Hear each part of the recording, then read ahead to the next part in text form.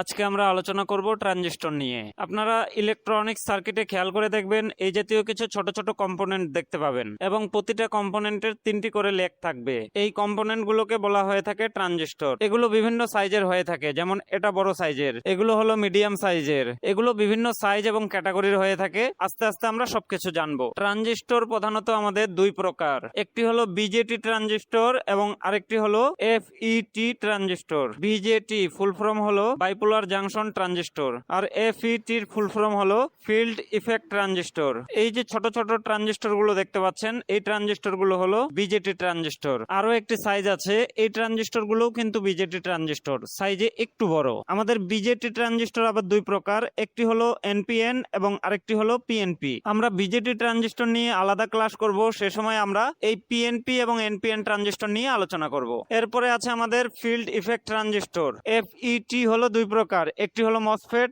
এবং আরেকটি হলো জেফেট। আমার হাতে যে কম্পোনেন্টটা দেখতে পাচ্ছেন, এই কম্পোনেন্টটার নাম হলো মসফেট। আমি খুবই আন্তরিকভাবে দুঃখিত, জেফেটটা আমার কাছে নেই, তাই আপনাদেরকে দেখাতে পারছি না। তবে জেফেট সেম মসফেটের মতো দেখতে, কোনো পার্থক্য নেই। এই মসফেটের মধ্যে আমাদের আরেকটি কম্পোনেন্ট আছে একই গ্রুপের, যেটার নাম হলো IGBT, insulate gate bipolar transistor.